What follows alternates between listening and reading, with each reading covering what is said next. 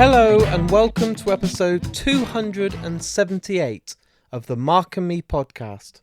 As always, I'm your host Mark. Now joining me on today's episode is the writer, producer, an incredible director and a returning guest to Mark and Me after about 3 years. I'm joined by the amazing Tom Paton. On today's interview, we get to delve deep into the discussion of AI, how it's used in film, the creativity behind it, how it can actually create more jobs instead of being the opposite and putting people out of work. We also get into a lot of detail about Tom's projects that he's working on at the moment, his company Pigeon Shrine, and so much more. And it's one of my favourite interviews that I've done this year, and I can't wait to share it. It's also a great face-to-face interview, so I think the chemistry is always better. But just before I share that interview with you all, what I do like to do is just touch base and talk about my last episode. It was a 2-part special celebrating my time at the Download Festival. I had one of the best weekends of the year. It was incredible. I got to speak to loads of bands and the response was amazing. So thank you to everyone that tuned in and listened to those interviews. Now, just before I give you the interview with Tom Paton, let me just give a quick shout out to the sponsor of the podcast, Richer Sounds. Without those guys, I can't keep this podcast hosted on all these different networks and keep it going every day. So a huge shout out to them. And if you're in the market for a new TV, as always, hit up richersounds.com and they're the best in the business. Now let's get to the interview with me and Tom. So here's me and Tom Paton talking all things film. So Tom, welcome to the Mark and Me podcast. Thanks for having me back. It's been a while. I was trying to do the logistics earlier, mathematics and stuff, and I think it was about 3.5 years ago, which blows my mind. Yeah, I think it was, it would have been around about Black Site. So yeah, I think it was maybe 4 years ago, actually. That's terrifying. But a lot has happened in that time. I've followed you on social media. I've seen different releases. I've obviously was involved in Ascension, which was great. I got to come on set and be part of that. But I basically wanted to spend time today with you for people that might tune in for the very first time and discover your work. So I know it's not easy to revisit the past sometimes, but let's go back to the very beginning. And what were those films when you were a kid that made you basically want to pick up a camera or get into the film industry? To be honest, I kind of think it's that cliche answer. I remember being 7 years old and my dad taking me to see Jurassic Park, and kind of a weird journey where for a while I think I wanted to be an archaeologist. That was then I realized that was going to be a grim job. So and then I kind of realized it was actually a love of storytelling and filmmaking. And as I got older, especially into my sort of mid-20s, I kind of think that passion emerged as visual effects. You know, I kind of love the VFX world. I love kind of technological innovation, and a lot of that stems from Jurassic Park. And then weirdly, it's that movie that everybody says they hate, but I will watch it no matter what time of day it's on. Independence Day, I think it was the visual effects element of it that just blew me away as a kid and made me inspired to go out and do it myself, really. The thing about Jurassic Park, and it still blows my mind now, is that I can genuinely watch it now. If it's on Netflix or Disney Plus or something like that, I can just put it on, and I truly believe it was only made sort of 5 years ago. It doesn't date, and I think a lot of that is obviously practical effects still that they're using. There's an element of that for sure. I think that, great stories, that especially ones that feel modern and stay within the zeitgeist, normally there's a couple of things going on. Visual effects wise, I mean, it was way ahead of its time, and there's only a couple of movies that I kind of look at from the 90s that I still think, wow, okay, you guys were the precedent for what was to come. And Jurassic Park, Independence Day, and Starship Troopers. And Starship Troopers is flawless still to this day, but Jurassic Park works so well, I think, because they were forced into a scenario. They didn't know what they were doing with the CGI, and it forced them to really think about the lighting. It really forced them to think about how characters were interacting with these creatures. And so the CGI worked so well because I think there was a level of foresight going into where they were going to plant the dinosaur that people don't do today. They don't think about it. And thematically, that movie is as poignant today as it was back then. No one's ever going to get bored of what makes a good parent as a theme, and Jurassic Park just does it so well. So I can picture you now sitting there at home watching Jurassic Park, probably on video or DVD back then. And did this kind of have this impact on you where you were saying to your mum and dad or your family, like, I genuinely want to be in the film industry? Because, and I mean this with full respect, when I speak to actors or directors, their parents have never really supported them because they're usually like, you need to get a proper job and that could be a hobby. Or were they actually fully supporting you, knowing that you had some skill and that vision at a young age? I think my mom and dad kind of knew that I was probably insane early on. I love this. I'm one of four, so one of six. I'm four of six, sorry. So I think my mom and dad could tell that I was very kind of hands-on creative, and they were always super supportive of it. I had my first camcorder when I was 12 and was shooting sci-fi movies in the garden with action figures. And I remember using Bakewell tart tins as spaceships and hanging them off things and trying to do visual effects even at the age of 12. And my parents were always really supportive of it. I looked out in some respects. I've got older parents. My dad's 85. My mom is in her 70s. She's going to kill me for telling people that. But I kind of feel like they got it. They were very encouraging of me being hands-on practically and creatively, as opposed to wanting me to get into sports and stuff like that. So, I felt like I always had that support around me. I mean, the area I come from, not so much. I'm from a town just north of Birmingham called Walsall, and I don't really think the infrastructure for people who want to make it in the entertainment industry is there. And so that was difficult. That was an obstacle to overcome, but certainly not on a family front. The whole time I've kind of known you, and I think I've known you since one of the early MCM Comic-Cons. I think we got introduced and we sat down and we had that kind of spark of the same love for these kind of classic films and stuff. But I think something I really admire about you is the fact that you never play it safe. You were starting off, and correct me if I'm wrong, but you did kind of music videos and you were getting involved in kind of the clubbing scene and making shorts for that. You didn't just dive straight in and try and recreate like Star Wars with a Super 8 camera. No, my background is kind of weird in terms of the film industry. A lot of people obviously have got degrees and went to university, but I never did that. I ended up moving abroad. I was living in Cyprus, and I started out making tour videos for holiday companies, and that became nightclub videos just as YouTube was really kicking off. And from there, it became music videos. I think I did 150 plus music videos, and they were always insane. To be honest, I still kind of laugh that anybody gave me money to go and film some of the stuff that they let us do. But the budgets were never big, so it was always like myself. There was a couple of key crew members like George and Alvin, and we would do all the jobs. We'd be the makeup artist and the visual effects, and and I was always editing and doing all the VFX work in terms of CGI and teaching myself that element. So it became like this insane university for filmmaking and making stuff that I started to view as product. So it was like, okay, I know I'm making something that's meant for an audience, and that way now I have to create something that people want to pay me for, because I've got to pay my rent with this. So I never looked at it like, I think a lot of uni students coming out of studying, they make stuff because they're desperate to tell that story. And for me, it was, I love storytelling. Is there a way I can do it and make money from it? And I've been doing it for 17 odd years now, and never had another job. So I think I got away with it. So tell me, because obviously I don't know, when was the transition from making these kind of music videos or short videos for going on holiday and for holiday companies? How do you go from that to then trying to do a feature? Because some people I've spoken to in the industry have done music videos and then they do shorts, and then that gives them then the green light for a studio or someone to back them to then go, right, we trust you to do your first feature. But you've always been a guy that's gone out there and kind of explored and played with the toys yourself. Instead of going to like an academy, you've learned basically by teaching yourself with the toys in front of you, which is something that I think is the best way. If you give me a textbook, I'll never read it. But if you give me a Mac and a few little toys, I will play until I know what I'm doing. That's basically been it for me.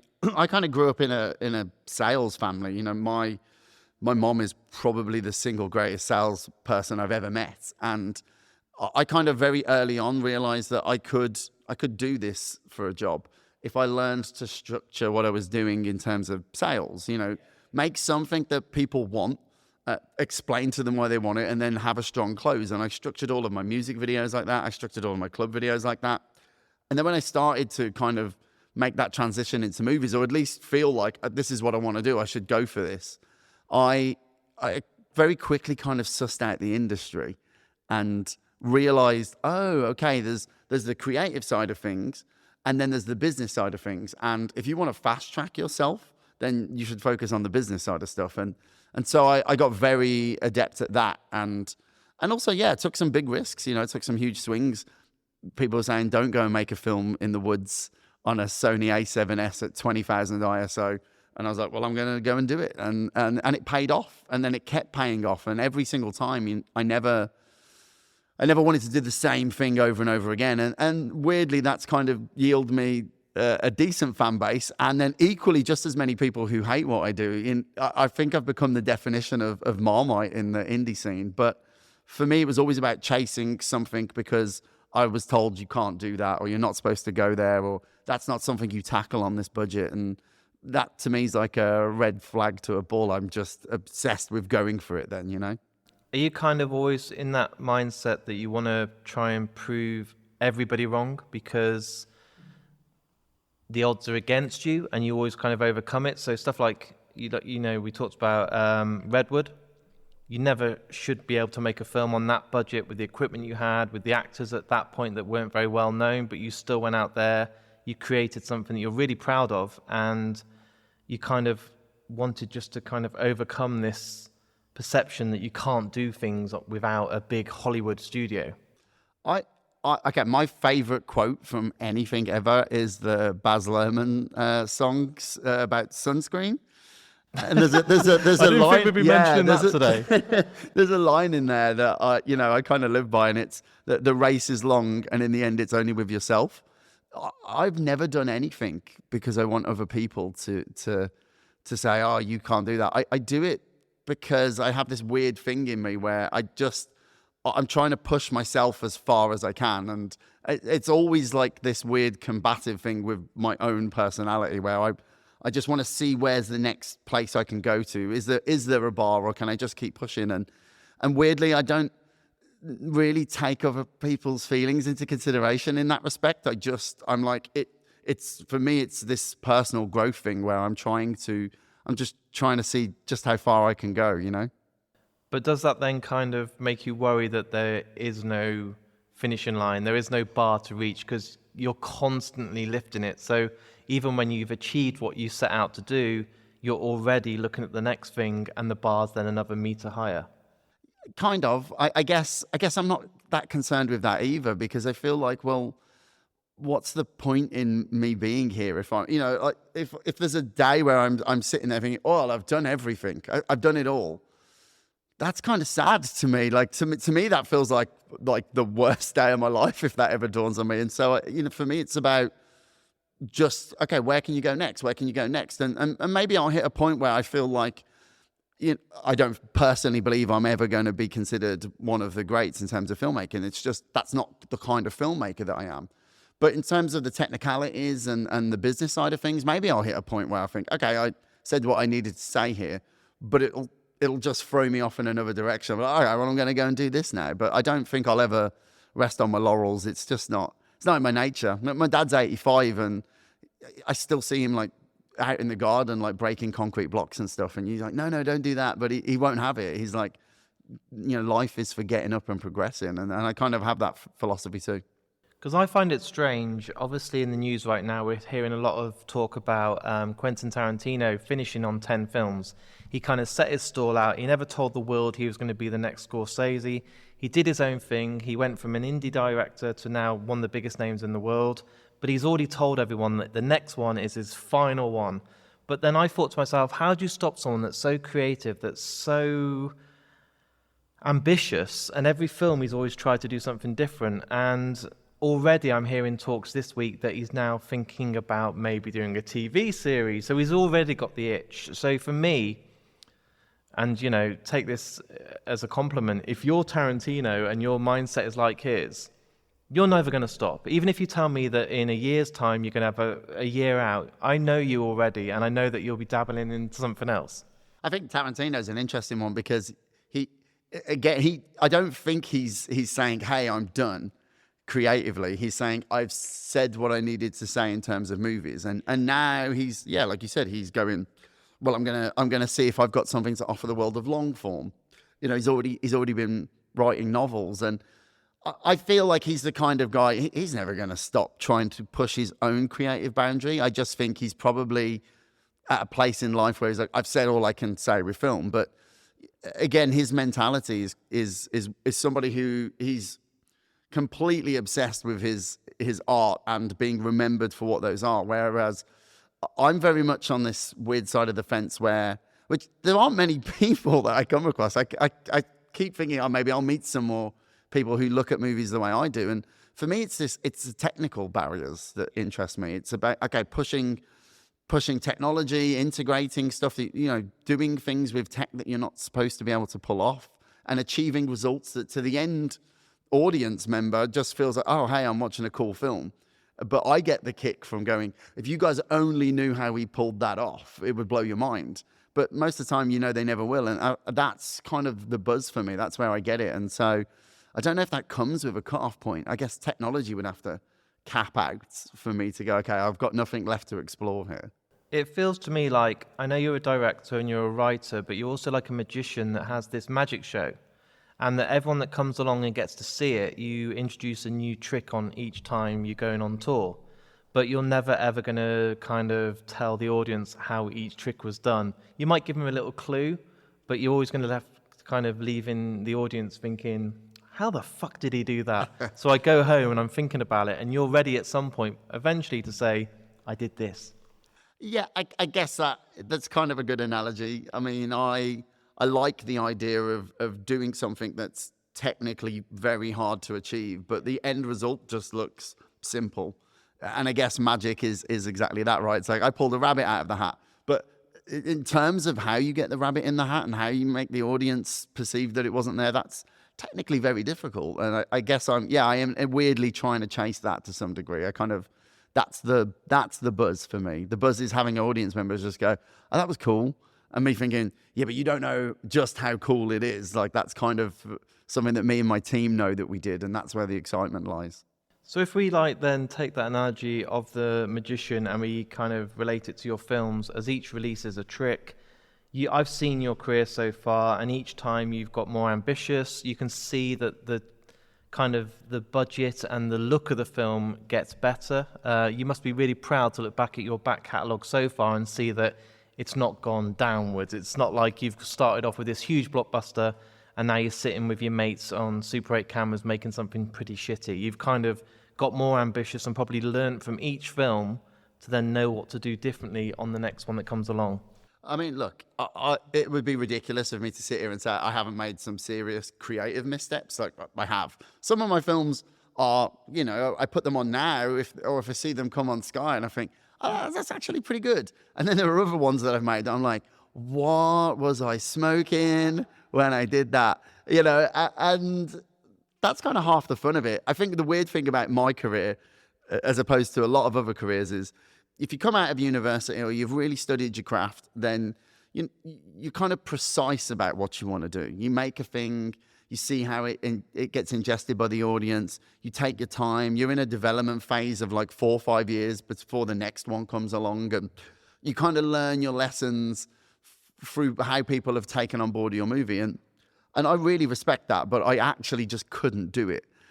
For me, it's like I make a film and within 6 months, okay, we're on to the next movie. And so I'm learning whilst I'm making stuff. And sometimes, I go out of my way to be like, well, let's try this weird thing that you're not supposed to do. Let's experiment on a feature film.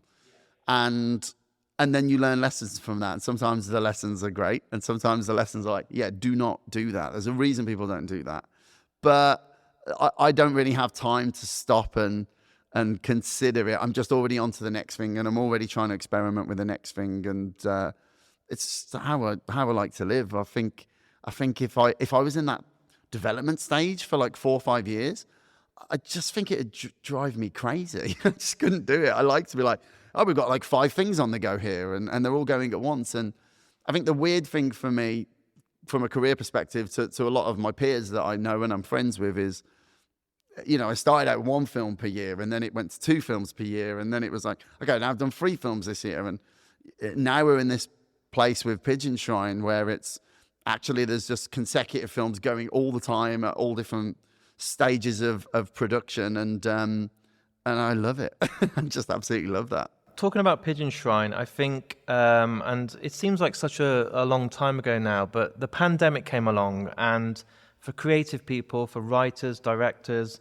I think they got hit hard the most. So if you're working in an office as a recruitment consultant, you could do your job from home. You just take your laptop or to Starbucks, and you could still do your job.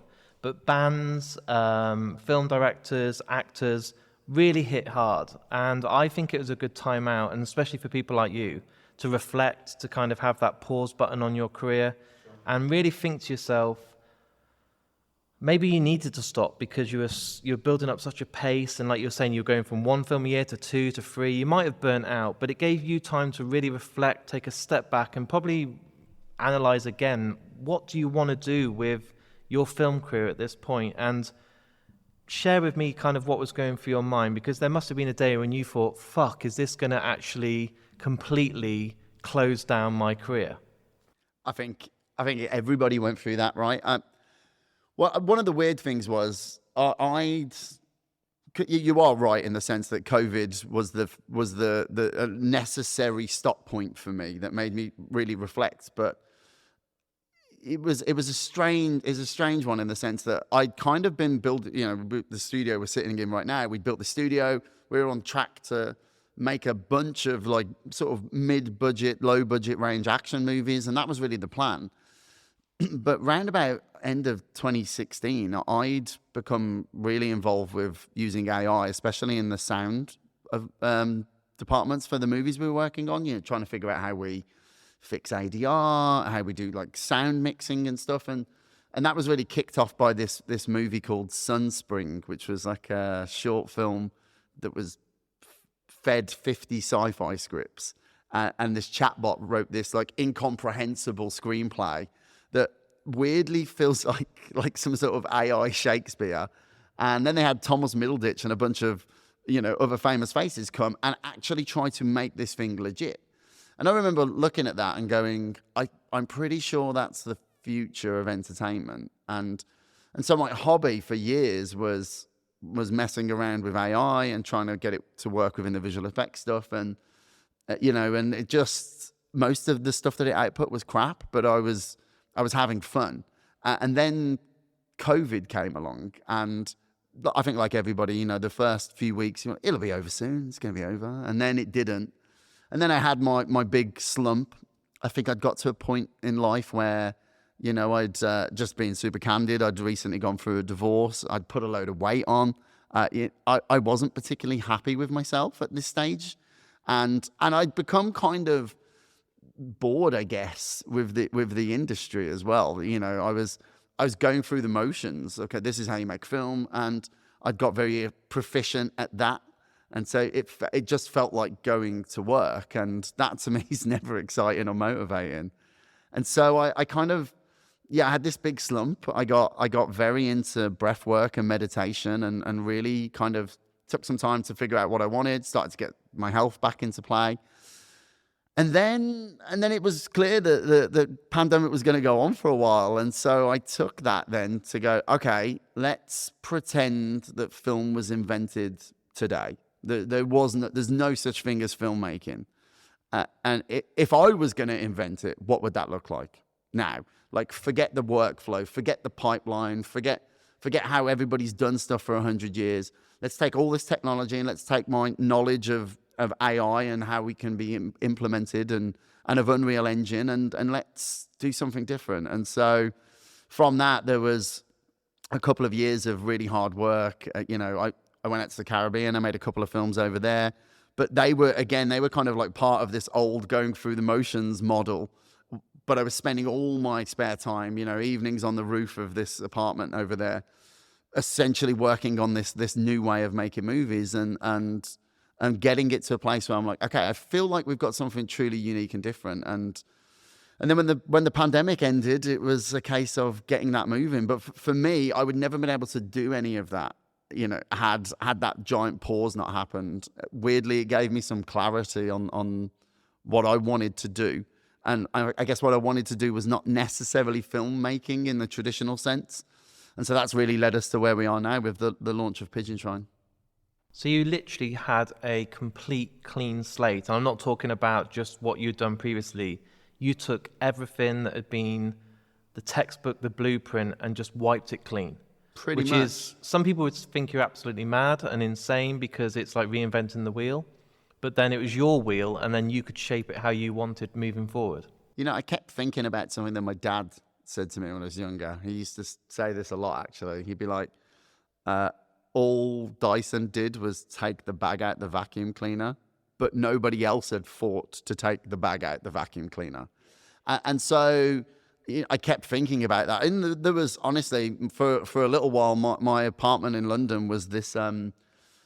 it looked like the crazy room from Jim Carrey in the number 23. It's just bits of paper everywhere, like I was kind of trying to hack some conspiracy theory. But I was just trying to figure out how I take the bag out of filmmaking, and it was a hard process, and really trying to kind of come at it from different angles and be lateral about how we're thinking. And I was very fortunate in a way that I think a lot of filmmakers aren't, because a lot of filmmakers, they handle the creative, and they have a production team or a producer who handles business side of things, the selling, the distribution, the cash flowing, the finance raising. And I'd done 9 movies like that myself at this stage. And so I had this overview of everything.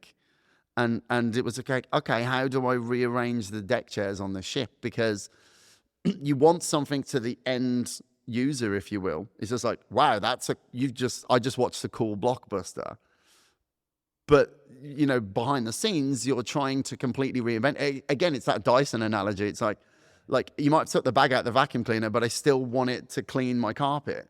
You know, it's just, that's what I'm after. And I know that what audience want is a specific kind of experience. And it's like, okay, can you change how you deliver that experience to them? And I think the answer now is a resounding yes. I mean, we're sitting here doing it. And, yeah, it's exciting to me. It's exciting to me to be able to come at something differently and go, okay, I think we're heading into this next stage of, you know, humanity as a species. You know, if you look at the last, 200 years as really the Industrial Revolution, moving into the electric revolution, which is really what the last, 100 years have been, which cinema is a part of. Like, entertainment as a whole is part of that electric revolution. We're now moving into this data revolution, where algorithms and artificial intelligence and data-driven products are everywhere, all around you, all the time. Even anybody listening to this podcast will probably be at the mercy of an algorithm that's suggesting to them to remember that Mark and Me is on. And we're in a totally different world. And this next generation, they don't live in the same space that we grew up in. And so I felt like there must be a new way to do this. It doesn't have to be the way we've always done it. And that's really what I just used COVID for. So during today, one thing that's really opened my eyes up is the fact that you were talking about 2016 and using AI for sound. And people, I think, especially the people listening today, will only see AI as being really recent, like the last 12 months. It's a buzzword. And really recently, I think this year especially, you've seen it on Facebook, Twitter, Instagram, the whole buzz right now. And I think sometimes it can be a bit of a fear for people is AI. My kind of view on it at the moment is it's coming and you can either accept it or run away from it. But I think the people that run away are the same people that still go to wish they could go to Blockbuster and get a VHS and ignored Netflix. They're the people that probably thought, I'm never going to have 1,000 songs in my pocket. I just want a CD with 12 tracks on. And let's be honest, humans don't seem to like change. No, not really. I mean, AI is a buzzword, sure, because of what has happened in recent months. The ability to create is what's making the buzz around it. But AI, as this technological revolution, if you will, it really started at sort of turn of the millennium. You've been living your life the past 20 years in the pocket of artificial narrow intelligence. The minute big tech companies allowed AI to code itself and to self-improve, there are things going on every day, billions of times, that you are completely unaware of. For instance, how YouTube stores a video and moves it between servers billions of times a day is done by artificial intelligence.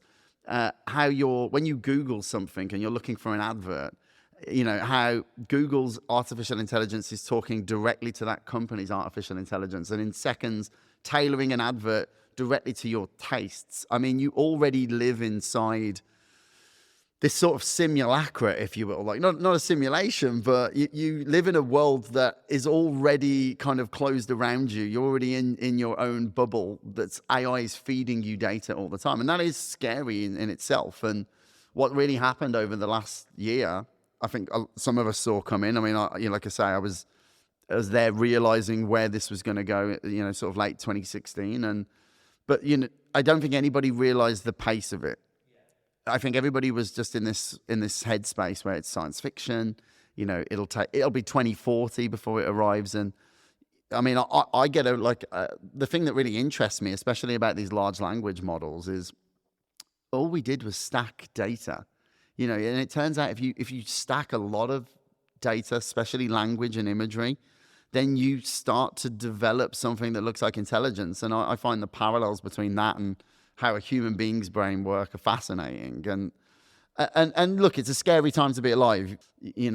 This period of time where the human race's ability to build intelligence started to rapidly speed up, and it was slow going for a while. I can see why people are a bit sideswiped that it's come along. For 50, 60 years, AI was this kind of it was just a word, and it wasn't really AI. It was humans telling machines what to do with ones and zeros. And then, around about turn of the century, that just did this, and it's exponential. And so we're entering a completely different phase of humanity right now. I mean, make no mistake, this isn't like rhetoric or me just saying something that, it sounds cool and buzzwordy. I mean, genuinely, if you are a human being in 2023 who isn't already considering how you will integrate AI into your workflow, into your personal life, into your day-to-day goings on, you will lose out to the humans that are integrating it at every single corner, whether that's relationships, going on dating apps like Tinder and Hinge, whether that's getting promoted at work. It doesn't matter what your industry is or what your job is. So the fear element is relevant. I can understand why people are scared, especially in the entertainment industry. I think there's a belief amongst creators that they're special, right? That's why you do. Yeah, it's why you do this. You've got this unique specialness that makes you stand out from above the crowd, and that's why people flock to your gigs, or why they buy your records, or why they come and watch your movie, or they bought your book, because you are inherently special. And AI kind of makes everybody special. It's a democratization of specialness. And there's a real misunderstanding, I think, amongst creatives about what is going on here. I hear the words plagiarism machine going around a lot. And, although that's comforting to have said, if somebody's made something in your style using AI, it's also not true. If you think about how a human brain makes anything, we spoke about Jurassic Park earlier here, and it was there's a movie that I love, and coupled with everything else I've ever seen and everything else that ever inspired me, it gives me this desire to create my own thing in that style. I've made films that homage John Carpenter. I've made movies that I was intentionally trying to get near that sort of giallo reds and blues, and I've made fun space movies that I was trying to ape Stargate Roland Emmerich. Am I plagiarizing there, or is it inspiration? Because really what's happened is data has been stacked within my brain, and then I've used that data to create my own interpretation of something that I like. And that is going to be a very difficult thing for somebody to try to prove in a court of law that AI is plagiarizing them, when actually it is doing all the same things that a human brain is doing. It is looking at what you've made, and then it's saying, okay, I think I can make something similar by pouring on my wealth of knowledge of data. And I can understand why that makes people terrified, because it gives your special to everyone. I guess I guess my argument about it really comes in when it's like, nobody cares when technology takes working class jobs away. You know, when robot arms replaced factory workers in the 70s and cars were manufactured by machines, and difficult jobs like mining and were replaced by robots, nobody cared. And then when the tills got replaced at the supermarket with machines, and the ticket stub masters at the bus stations and the train stations, no one cared. But now, for the first time in human history, we have a piece of technology that takes upper class jobs away and gives what would be £800 an hour to a solicitor's worth of work, and gives it to somebody who can't afford that for free in their pocket. And so I see a lot of the discord that I see coming out of the media, I feel is motivated by that, you know. And I'm not saying that we shouldn't be afraid. I'm not saying that there aren't genuine causes for concern here, and that as a species we shouldn't be having difficult conversations like this where we talk about the ethics of this stuff. But let's not pretend that a lot of the scaremongering that's going on right now isn't motivated by the same financial gain that's motivating people to make AI in the first place. They're two sides of the same coin, I think.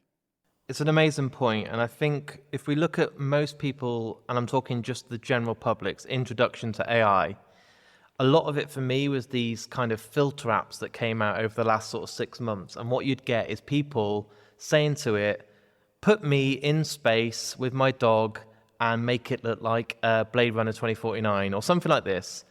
And the results were actually unbelievable. And it looks like you'd be paying an artist that would normally charge thousands of pounds an hour to create this piece of work, and it's done in seconds. And what I kept seeing on Instagram is people sharing themselves looking like Sigourney Weaver in Aliens, but it didn't look shit. And that was the moment that I realized people are going to start thinking, oh my God, especially people in the creative industry creating posters, because as much as people love a Drew Struzan piece of work, there isn't going to be a Drew Struzan in 10, 20 years. And the fact is, Drew Struzan would probably charge thousands of pounds to create an Indiana Jones poster. Let's be honest, by the next installment in Indiana Jones, that poster will probably be done by a company in AI for, what, a tenth of the cost? Yeah. I mean, look, here's the thing to consider going forward. Like, the genie is out the bottom. No, there is no amount of legislation or regulation now that can prevent what is happening. As soon as this stuff went open source, as soon as the LLM stuff really hit those very early GPTs, those very early latent diffusion models, when they went open source, you cannot put that back in the bottle. And I do feel for these companies, and I feel for the creators as well, because, you know, on the one side of the coin, creators are feeling like they're being squashed, like they're having their ability to generate money from their skill set like put in jeopardy. But then on the other side of the coin, you know, people who've worked very hard to build companies to a place of status are in an arms race that you can't get off. It's a prisoner's dilemma situation where you cannot get out of investing in artificial intelligence. And if you don't, there is some kid in a garage right now stacking data on his own server, and he will do it. And once this is in the general public's hands, it's already too late. And so I think that what we need to be doing, and what Pigeon Shrine is really all about, you know, here we're not about taking jobs away. We actually are very focused on job creation. It's just the jobs are different. They're not the jobs that you used to do. We might take a skill set that you once were the concept artist, but now you find yourself a key member of the production crew, and your knowledge of language. I mean, look, if you're a concept artist, you're full of inspiration. You know how you got to that style. So for me, you're an invaluable member of the team to have around for immediately generating brand new sets where we need to get them up in virtual production at super fast turnaround time. Like, you're worth more to me now than you were before. Like, the financial reward of having you around is more valuable now. And that's kind of how I'm looking at it across the board. It's about saying, okay, look, there are certain things that artificial intelligence can now do, which kind of negate the job you were doing for me. But however, the skill sets that you've acquired, when I co-pilot you with an AI, make you more valuable to me. So I'll pay you more than you were on before. And you're now in a more senior role than you were before. And that's exactly what we're doing. I mean, by reevaluating that production pipeline as early as I did, very early into the pandemic, by going, hey, I think the world is about to categorically change. In doing that, it allowed me to get out ahead of this curve and start to build what those jobs will look like in entertainment. And that's exactly what we're doing. We employ a fair amount of people now, and we're working round the clock to build what I believe will be the next iteration of the entertainment industry. And it will look different, and it will be different to what's come before. But I see my job as the person who's supposed to help set the tone for that. I don't want to see people lose jobs. I don't want to see humans on universal basic income. And so to do that, you have to work with artificial intelligence. You have to be proactive in how you build the future of entertainment, not retroactive and just say, hey, well, I want AI gone. Well, it's not going anywhere. Like, if you think that giant corporations and studios and companies like Spotify won't install an AI DJ, then you're sorely mistaken. As an entertainment industry, we handed the keys to our art to tech companies over a decade ago. We said, please take this. They control how much you make in royalties. They control how much your song does or doesn't get played, how much your film does or doesn't appear in a home screen. Like, this is already controlled by tech companies and their algorithms. And so now, my stance on this is, like, we have to find a new route through. We have to find what does the future look like, and how do we get people integrated into those new jobs now, not when it's too late, not when it's already over.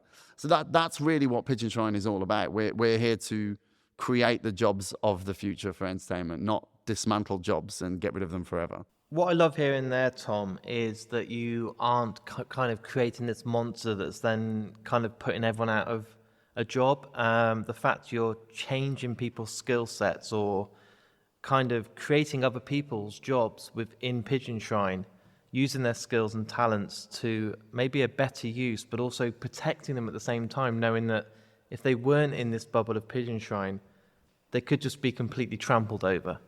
Yeah, I mean, look, it's a very difficult situation, because whenever there's large quantities of money at play, as there is in the entertainment industry as a whole, there'll always be entities like bad actors who will use technology to try to make themselves savings. And unfortunately, that is this sort of like optimized capitalist system we've built. Like, everything is like optimize, which is really just a posh way of saying save money, like make it go faster, save some more money.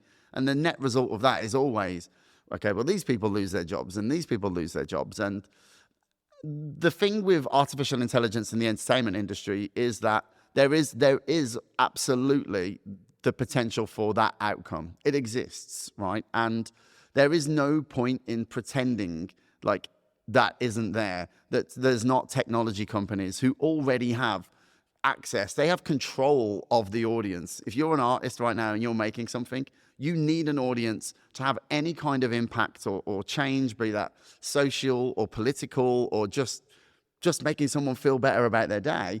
You need the audience. And we have handed the audience lock, stock, and key to technology companies. They own them, right? And we now have to work within the constraints of that. There's just no way around it. So AI isn't going anywhere. There's no form of regulation that's going to stop this, simply because on like a global scale, if the UK government or the American government or the European Union regulates artificial intelligence, when you're in the midst of a global arms race over this, now countries like India, growing countries like Nigeria, places like Korea, Japan, they far begin to outstrip what we can put out as produce, and that affects GDP. It's just not going to happen. There's going to be no regulation here. So now we have to go, fine, let's not be these people who bury our heads in the sand and pretend like this isn't a thing. And I feel like there's a few of us out there, like people like myself, who have that tech background and also understand the industry. We're in this rare position where it's like, okay, we will be the people who try to instigate positive change. Like, I'm an AI optimist. Like, I believe that artificial intelligence is like a baby, and it's been born. It's already born, right? And now we have to decide how we bring that child up. Do you want a nefarious, psychotic child who thinks its parents didn't want it, which, let's be honest, the entertainment industry is, these things are large language models, right? Like, we've fed them everything the human race has ever said or done. And the most profound things that have ever been said or done have been by artists, have been by creators. Same for the imagery, same for the films and the music that it's watching. The most profound things that these artificial intelligence are learning came from creators, right? We made them who they are.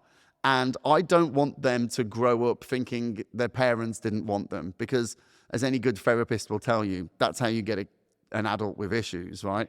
And so I kind of see it as our job right now to go, okay, these things have been born. We're gonna raise them correctly. We're gonna raise them in a way that is ethical, that creates jobs, that makes human life better, that creates entertainment, that makes people feel better, that helps me in my quest to make more profound stuff, not to homogenize it and make it worse and less. And again, just to be clear, like, I do accept that there is that potential, that future exists. But that future is inevitable unless people like us come along and say, no, there's a better way, and we guide it in the correct direction. And that is really what Pigeon Shrine was made for. That's really what came out of that big COVID session for me, of that big sort of paperwork everywhere, was this sort of realization of what the future looks like for the next 20 years for all creatives, and going, okay, let's try to guide this in a more optimistic, positive direction. So there's a couple of thoughts in my head right now that we kind of want to keep everyone as Mogwais and not let the gremlins come in, because they're going to take over. In our film terms, I do not want the AI gremlins of Stripe walking around causing chaos. It's a pretty good analogy. When we could keep everyone as Gizmo. Sure. That takes it right back to the Spielberg and the nice sort of film talk. But without giving too much away, because I think there's so many follow-ups we can do on this, Pigeon Shrine is alive. It's creating every single day. But at the moment, what's the sort of things we can look forward to?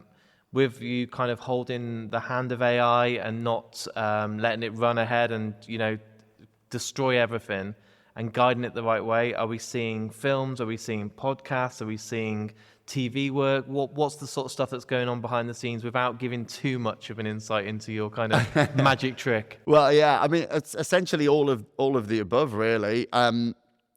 We kind of saw the potential as a company to really open up that creative Pandora's box. There's stuff that I've wanted to do and tell for years that were just completely out of reach. For any independent filmmaker that's listening to this, there's a bar that you cannot cross. There's those studio films, there's those Jurassic Parks, the thing that made you want to be a filmmaker. And for 98% of people inside the entertainment industry, you will never get to make that, never. But you can now, and that is kind of what Pigeon Shrine is trying to spearhead. This idea that the line between independent and studio, it's not just, it's got a bit blurry. I mean, the content that we are currently in production on obliterates that line. It's non-existent. You will be hard-pressed to tell the difference between the stuff we are making here, an independent studio, albeit a very nice, lovely one, and something that's being output by Warner Brothers or, Universal. In fact, we're working on a disaster film set on the moon currently, and we took a bunch of our stuff and we intercut it with Roland Emmerich's Moonfall trailer, and then showed it to people and asked them to guess which were ours and which were from the legit film. And they were picking actual Moonfall shots, and they didn't pick a single one from our output. So we're trying to revolutionize what independent cinema can be, and take the brakes off, take the training wheels off for filmmakers. It's like, hey, if you want to make your own Jurassic Park, you can do that now. And the pipeline that we're developing lets you do that. Same on the podcasting front. We have some incredible stuff coming out. If you're a fan of fiction podcasting, of narrative podcasting, we've got some great stuff where it's very human created, but it's AI performed, and it's this weird fusion of future and just good old fashioned storytelling. And we're super excited for that one to come out. That show's called The Virtual Table Read, and our first, it's sort of like, I guess, like an Outer Limits or a Tales from the Crypt, which I loved growing up. And we basically do a new story every four episodes. So the first one out is a story called Canopsia, which I think people are gonna really dig, and it's scary. So it's good for good for an evening time if you're into that kind of thing. But on top of that, I mean, we're developing all sorts in terms of animation, television. We are aiming to spread our wings into mobile gaming and comic books as well. I mean, really the idea here is to create an entertainment empire, not just a singular entity that does one thing. So loads of exciting stuff coming up, really. Do you feel like a kid with all the toys at the moment, in the fact that if you sit there with a notepad and you come up with an idea for a concept, no longer are you Tom Paton, who's then got to try and get a movie greenlit, get a whole production team, get investors. You can literally say to yourself, this could work as an audiobook, this could work as a podcast, this could work as a short little film trailer that just tells a very quick story, or it could be a massive production. You've literally got the keys to all these different castles, and you're kind of in a place now where any idea could be a good idea. Like it's an idea that can come to life instead of you just saying, I can never do that. Yeah, it's pretty accurate. It's kind of weird as well, because you said, you as Tom Paton, and I think one of the weird things that happened and it wasn't my intention setting out, perhaps it was, there was this weird place in my life where I was getting into breath work and meditation, and at the same time developing this. And, when people say, I'm concerned about it taking jobs away, I mean, the only job that's kind of become defunct here at Pigeon Shrine was mine. New jobs for, new jobs for everybody. But, we don't necessarily, where that concept of me in the director's chair for any of this stuff, be it films or the podcast stuff, is kind of gone. And I kind of love it as well. We've built this sort of much more, communist approach, I guess, to filmmaking, although I'm not a communist, just to be clear. But, the actual process of filmmaking has become far more collaborative, where, the team like the visual effects team and the writing team, the production staff, like everybody is integral to being part of making that thing happen.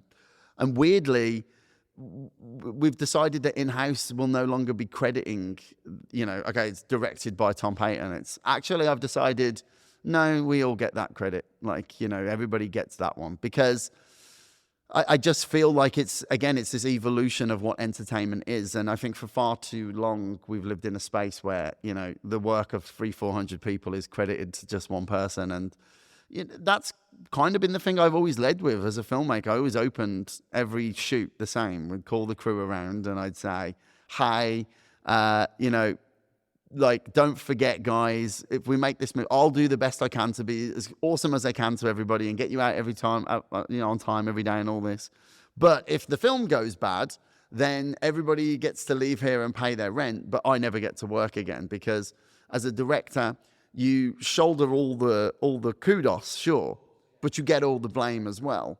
And weirdly, that's something that I was like, you know what, we can fix that too. Like, we should all share the kudos or the blame accordingly. And, and I feel like that creates for a much happier work environment. There's people who genuinely do craft the vision of a movie that now feel they're getting the plaudits that they deserve. And that makes me feel good.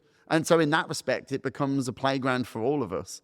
All ideas are valid. Like, every opinion works. Like, this is about us making great stuff as a company, not as individuals trying to stroke their ego, which there's far too much of that in the entertainment industry, to be honest. And weirdly, I'm hoping that as we grow and we expand and the team keeps getting larger and larger, we'll kind of be known as that place where if you want to see your name as the only name, like you're the hero of this particular piece. You're not Pigeon Shrine, are you? You don't want to come to me. You don't want to come here. No, because we don't do that for you. And that's, we like that. That's how we want to be. So, but also a visual effects artist that's, for me, as crucial as an editor or a cinematographer, shouldn't be one of the last names you see if you stay 6 minutes after the credits as a little tiny text. So gives you a chance to be part of the wheel of Pigeon Shrine as well. Yeah, I mean, look, that was one of the big things for me, jigging this, production pipeline around, was I'm my background is VFX. Most of my friends are visual effects artists, and when I go to watch Godzilla, I'm going for Godzilla. I'm not going to see Elizabeth Olsen. It's great that she's there. So why are the 200 people who gave up their weekends, who don't get to see their wife and kids, who don't get to go on holiday, who are getting paid the least amount on set, why are they at the bottom of this pile? And half the time they leave half their names out. So whatever. Like, that's not here. Like, the culture here is different. Our VFX artists are above the line talent. They are our MVPs, and they will share that director's card alongside me and everybody else because they fucking well deserve it. And like, again, this is, yes, we're using artificial intelligence, and yes, I see that a lot of people find that word scary right now, but for the wrong reasons. There are legit reasons to be scared of AI, but not the ones that you're scared of. But on the other side of the coin, the culture shifts we can make, the positive outcomes we can give to other people's careers who would otherwise just sit at the bottom of the pile until they retired. Like, these are opportunities that I just can't pass up. As somebody who clawed my way to here, I don't want people to claw their way up. It's miserable. It's a shit experience, especially when you're talented and you don't have to do it. So we're the home for people who want to work in a big unit and share the glory. That's what we are. It comes across from my side very much that it's one big family. There's no time for huge egos, and if you're creative and you're talented, then you can go as far as you want, but at the same time, don't come and bring shit to the table because you don't need to be the big name on the top of the poster. Yeah, this is it. Again, there's weirdly, it's kind of a sort of the direction of that we're taking things is we're putting the audience's needs first. Like, what do we think the people who like our films want to see? It's not about us. It's about servicing that. And the same goes to our distributors and the people that we work with on international sales. Like, their relationship is with us as a collective, as a group of people who will deliver again and again and again and create more jobs and expand and grow and continually push the boundaries of what you're supposed to be able to do in the independent sector. And we'll do it in such a way that it will be disruptive. There's just no way around it. But, people will have a choice. There will be the film industry as it has stood, and then there will be, what Pigeon Shrine has created, which we haven't really labeled yet. But it's something different. It's new. It's its own thing, and it exists in its own space, and that's awesome. It gets to become whatever it's supposed to be. I don't think you should label it because it's completely its own thing, and it's evolving at such a rate that there's no limits. I hope so. That's kind of the plan, and like, and weirdly, this is just like a random sidebar, but like, I care about everybody that works at Pigeon Shrine. Like, I really care about people's well-being. Like, I'm trying to foster a culture where you come to work at 8 a.m, you're home by 5, weekends are off, but the quality isn't knocked. There's no negating for the scale and the caliber of work that we're trying to put out. And also there's this weird, the philosopher in me is kind of, have you ever heard of Rocco's basilisk? It's a conundrum that says, if you believe artificial intelligence will be born, then you should do everything in your power to make it happen, because eventually it will know who did and didn't help. And so wow, there's like a weird thing where I'm like, okay, I want all the people I care about to have been involved in helping this. So I love it. My final thing, and I do this on every episode of Mark and Me, over 270 episodes now. Whoever's on the show gets to choose the last piece of music that's played. Right. I do put you on the spot. You're not allowed to let AI choose it for you. It needs to be your choice. But tell me a song that you love that after today's episode is all edited and out there for the world to listen to. It's Tom Paton's choice of a song. It doesn't have to have a massive, meaningful reason, but is there a piece of music or a score from a film or just a band that you love that as this is all done, it just plays out nicely and it means a lot to you? I thought I'd pick something poignant, to be honest. Massive Incubus fan. I know you've had Brandon Boyd on the show. Everyone should go and listen to that episode. They should now. They should go and listen to that right after this. Available on Spotify. I'm going to go for Talk Shows on Mute by Incubus. Great song. Which is off their Crow Left of the Murder album. Super cool and very poignant to the whole AI argument. So Amazing. Thank you so much for coming back on, and let's not leave it so long, because the next time, by the calculations I've done, if it's 4 years' time, will probably be that the podcast will be hosted and the guests will be done all by AI. So I'd rather it be me and you while we still can. Well, I can't wait to get interviewed by Mark Bot in 4 years, but I'll definitely come back on for sure. Thank you, man. I appreciate I'll it. speak to you soon, buddy. Take care. So there it is. There's my interview with me and Tom Paton. So nice to have him back on the podcast, a real good friend of mine, and genuinely I think someone that's going to go so far in the business, has some amazing ideas, and is always one step ahead of everyone else. It was so good to have you back on, and hey, let's do it again real soon. Also, the song choice you chose, my god, that outro song is something I can't wait for you to listen to. One of my favourite songs, one of my favourite bands, and just incredible. So a massive thanks to Tom for coming on the show. I do like to give a big shout out to my website, my Facebook, my Twitter and my Instagram on every episode, because that's the only way that this podcast grows and gets the name out there. So if you've listened to today's interview and you've enjoyed it, why not retweet it, share it on Facebook, share it on Instagram. All the links are on markandme.com and it really helps.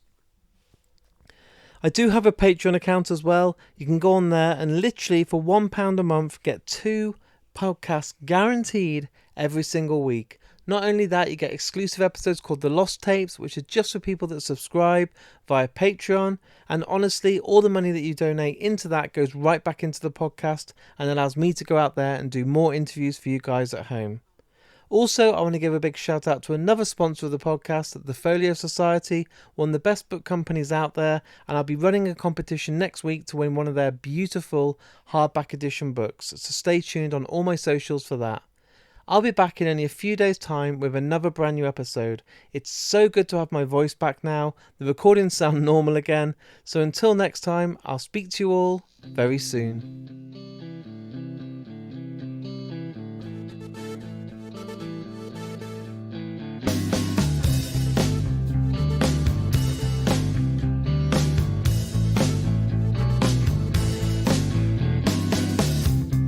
Think about the gunpowder, wash 'em out with buzzing lights.